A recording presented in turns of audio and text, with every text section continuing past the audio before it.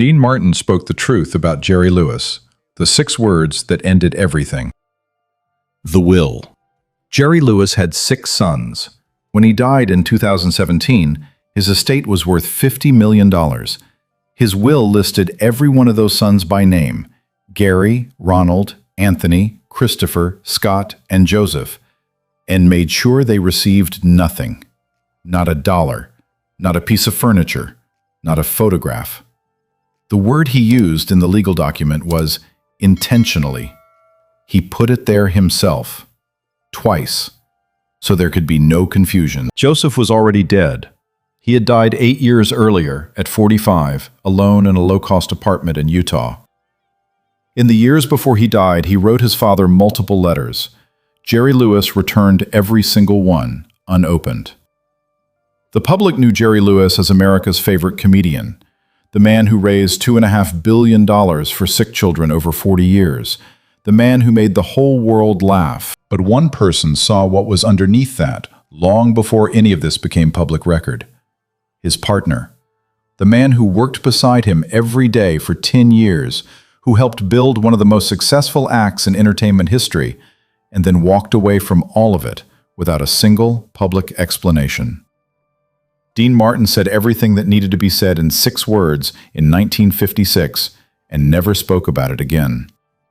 Today we're going to follow those 6 words to where they led. 2 men, 1 stage. If you've never heard of Martin and Lewis, here's what you need to know. For about 8 years in the late 1940s and early 1950s, they were the most popular entertainment act in America. Bigger than almost anything else on offer. 16 films, a national television show, nightclub residencies where the tickets sold out before the dates were even announced. Dean Martin was the singer. Italian-American kid from Ohio, smooth voice, easy confidence, the kind of presence that made a room feel warmer just by being in it. He was already working the club circuit when they met, good enough to make a living, not famous enough to make history. Jerry Lewis was the comedian, the physical one.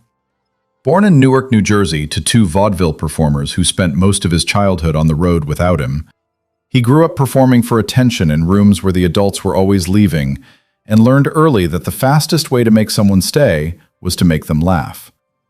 That lesson ran so deep it became the architecture of everything he ever did. They first performed together by accident at a club in Atlantic City in 1946 when the owner told them both they were about to get fired unless they figured something out. Dean started singing. Jerry put on a busboy uniform and walked into the middle of the set, causing chaos, demanding attention in the only way he knew how. The audience laughed until they couldn't breathe, and something clicked. Within a year, they had a radio show. Within 2 years, a television deal. Within 3, Paramount Pictures. They moved so fast it looked effortless from the outside. But inside the act, something was already being quietly decided. Here's the thing about a comedy duo that nobody who's never been in one fully understands. Someone always carries the weight, and someone always gets the credit. And those are not always the same person. How they made it, and what it cost. By 1950, Martin and Lewis were earning $15,000 a week from radio alone. Their Paramount films were making $20 million a picture. The NBC television deal they signed in 1953 was the largest in television history at that point, $35 million. They appeared on the cover of every major magazine. Women threw hotel keys at them in every city. And in every review, in every headline, the pattern was the same. Jerry Lewis, the genius, the comedian, the reason you're in the seat. Dean Martin and his voice. Not Dean Martin and Jerry Lewis and his singer. That phrase appeared in print enough times that it stopped being a mistake and started being a description. Dean noticed. He was not the kind of man to make a scene about it. He was the kind of man to watch, absorb, and draw his own conclusions over time. What he was watching was this. Jerry Lewis had always handled the material side of their act. He was the one who thought about structure, who controlled the pacing of their nightclub shows. As their fame grew, so did the scope of what Jerry considered his territory. By the early 1950s, he'd begun positioning himself as the creative force behind their films, not just performing in them, but shaping them. He had opinions about every frame, every line, every camera placement. Directors worked around him because it was easier than fighting him. In early 1954, Jerry fired their head writers, Ed Simmons and Norman Lear, two young men whose entire job was to make both members of the act funny, to make sure Dean had sharp material, strong moments, a real presence in the comedy. Jerry let them go unilaterally, in a moment of frustration, without telling Dean or asking anyone's opinion. Norman Lear went on to create some of the most important television in American history, but that's beside the point. The point is, the people whose job it was to protect Dean's place in the act were gone, and the man who removed them didn't think to mention it. That tells you almost everything about where they were headed. The day Dean became invisible. In 1954, Look magazine ran a feature on Martin and Lewis during a film production. A full 2-page spread, the kind of coverage that sold magazines and reminded America why they cared. Jerry Lewis was in the photographs, front and center, pulling one of those elastic faces that audiences loved, filling the frame completely. Dean Martin was not in the photographs, not cropped to a corner, not in the background, not there at all. When Dean walked into the dressing room that afternoon, Jerry was already reading the spread. He was laughing. He said, "Dean, you gotta see this. They made me look like a giant." He was right. He did look like a giant, because there was no one else in the picture to measure him against. Dean looked at the page.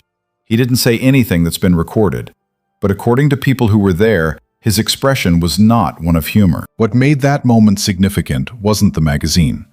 Magazines make editorial decisions every day. What made it significant was Jerry's response. The laugh, the enthusiasm, the complete absence of any awareness that Dean was looking at a page where he didn't exist. This wasn't cruelty. Cruelty requires intention. What it was something harder to argue with. Dean Martin had become so invisible to his partner that Jerry hadn't noticed he was gone. You can work through a lot in a partnership. Creative differences, unequal credit, difficult schedules, egos. But there's one thing that's almost impossible to recover from, and that's the moment you realize the other person isn't seeing you anymore. Dean Martin reached that moment sometime in 1954, in front of a 2-page magazine spread. He had 3 more films under contract. He started counting. The last 10 months. The final film they made together was called Hollywood or Bust. It was produced in the spring of 1956, and it was, by all available accounts, a thoroughly unpleasant experience. By that point, Dean and Jerry had stopped talking to each other outside of what the camera required. Not dramatically. No screaming, no thrown objects, no walkouts. Just a quiet, settled absence of communication. They relayed messages through the director, Frank Tashlin. They arrived separately. They rehearsed separately when possible. They performed together because they were contractually required to, and when the cameras stopped rolling, they went to opposite sides of the room. Jerry Lewis wrote about this period in his memoir, published 50 years later. He said, "We continued to perform together, but we weren't really speaking." He described hoping things would get better the way a child hopes a fairy tale will work out. He knew, on some level, that it wasn't going to. Dean left no written account of those months, no memoir, no interviews, no letters that have come to light. He did what Dean Martin always did when something was finished. He went quiet and waited for the contract to run out. What the audiences saw, in Las Vegas, in New York, on the road, was a seamless comedy act. 2 men who appeared to genuinely enjoy each other, trading lines and physical gags and musical numbers the way they always had. Nobody in those seats had any idea they were watching a performance of something that had already ended. That is a specific kind of discipline, showing up and being excellent at something you've already decided to leave. But before the final curtain, there was one conversation left. 6 words. It happened on the set of Hollywood or Bust, during a rehearsal that had been going long. Dean was ready, lines memorized, position marked, waiting for the scene to move forward. Jerry stopped it, walked across the set in front of everyone, the crew, the supporting cast, the director, and told Dean to deliver his next line differently. not as a suggestion, as a correction. One man instructing another man how to do his job, in public, with an audience watching. Dean looked at Frank Tashlin. Tashlin didn't intervene. Dean did the take the way Jerry asked. Then, at some point that same day, he found Jerry and said what he'd apparently been arriving at for 2 years. "You're nothing to me but a $." Those are the exact words as recorded in Jerry Lewis's memoir, the only written account of what was said, because Dean Martin never wrote one. Jerry remembered them precisely enough to put them in a book half a century later, the kind of precision you apply to something that landed. That was not a speech. Dean wasn't building a case or delivering a verdict. He was stating an observation. He had watched long enough to know what he was to Jerry Lewis, a valuable component of a successful commercial product. The partnership had worked because the product worked, and when the product stopped working for Dean, there was nothing underneath it. Jerry's response, as described in the memoir, was silence. The smile he usually kept running went off like a light. After that, they completed the film, did the publicity, honored the final nightclub engagement, the Copacabana in New York, on July 25, 1956. Exactly 10 years from the night they first performed together. The audience gave them a standing ovation. Some people were crying. After the last show, Dean went out through one exit. Jerry went out through another. 20 years of silence followed. The man who never stopped talking. In those 20 years, Dean Martin became the Dean Martin most people remember. The Rat Pack member, the television host, the recording artist. He built a career that bore his name alone and answered to no one else's vision of what he should be doing. He rarely gave interviews about Jerry Lewis. When asked, he offered 1 or 2 sentences and moved on. Jerry Lewis did not move on. Jerry signed a $10 million deal with Paramount almost immediately after the split, the largest contract Hollywood had seen. He directed his own films, wrote his own scripts, controlled everything he could reach. Some of those films were genuinely good. The Nutty Professor in 1963 was a critical and commercial success.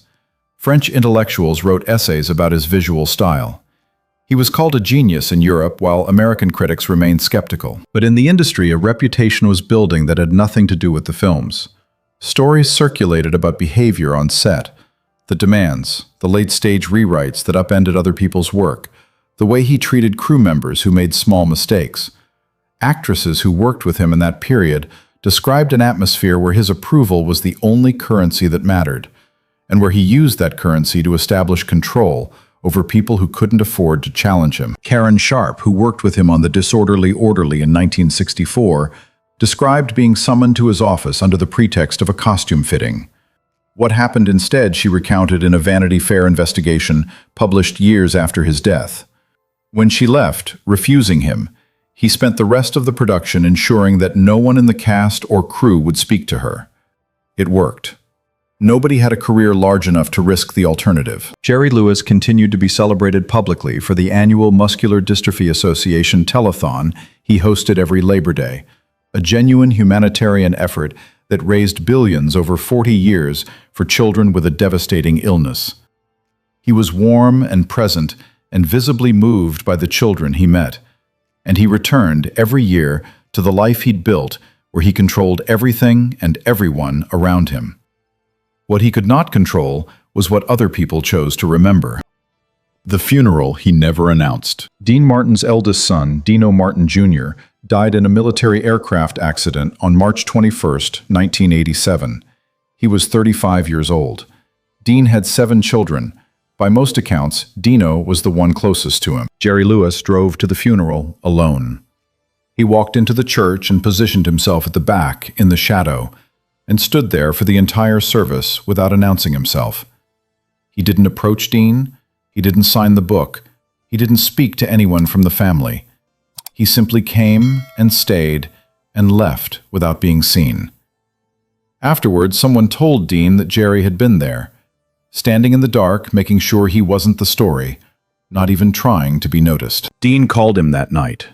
According to Jerry's memoir, the voice in the line said, "Hey, Jer." Just that. 2 words and 30 years in the pause that followed. They talked for over an hour. Both of them cried. Dean said, Life's too short, my friend. That was the real reconciliation, not the 1976 television reunion that Frank Sinatra had staged for the cameras, where they had hugged and laughed and made 40 years of people feel something enormous. That moment was beautiful, but it was also a performance. Two professionals doing what they were extraordinary at. The phone call in 1987 was something else. An old man calling the person he'd last spoken to with cruelty because that person had stood quietly in the dark to say goodbye to his son. In 1989, Jerry appeared unannounced at Dean's 72nd birthday celebration at a Las Vegas hotel. Dean held him and said, loud enough for the room to hear, "I love you, and I mean it." 6 years later, Dean Martin was gone. Jerry Lewis lived for 22 more years. He spent many of them working, performing, appearing in films and on stage well into his 80s. When asked about Dean's death, he said, "He was sad and lonely." And that's how he died. There is something in that sentence worth sitting with. The man who spent his life building audience after audience, who raised billions of dollars from the goodwill of strangers, who filled theaters and telephone phone lines and film sets with noise and energy and need, describing another man's loneliness as though it were a character flaw. What Dean knew. Dean Martin left no memoir. He gave no final interviews about Jerry Lewis. He never mounted a public case against the partnership, never sought vindication, never complained in print. He said 6 words in 1956 in a room with witnesses to the one person who needed to hear them. And then he went to work. Jerry Lewis spent the next 6 decades explaining himself, in books, in interviews, in documentaries, in televised moments of emotion. He wrote an entire memoir about Dean Martin, called it a love story. He described their partnership as something almost sacred. He articulated, sometimes beautifully, what he had lost. And then he listed his sons by name in a legal document and made certain they received nothing. Joseph, who was already dead by the time that will was written, had spent his final years writing letters that came back unopened. His brother Gary said he believed the rejection killed Joseph as surely as anything else. Dean Martin, who said almost nothing, was apparently paying attention the whole time. There's a version of this story where Jerry Lewis is a complicated man, talented and damaged, and capable of genuine feeling alongside a profound inability to extend that feeling to the people physically in the room with him. That version is probably accurate. But Dean Martin saw it at 20 feet, in a dressing room in 1954, looking at a magazine where he'd been erased. And he made a decision that most people in his position don't make. He named what he saw, once, clearly, and then he left. The question this story keeps asking is a simple one. When someone shows you who they are, not in their worst moment, but consistently, in the ordinary decisions they make when no one's watching, how long does it take you to believe them? Dean Martin believed it after 10 years. The sons of Jerry Lewis spent their entire childhoods inside the answer. Was Dean Martin right to leave and say nothing? Or did his silence allow what came after? Tell me what you think. The comments are open.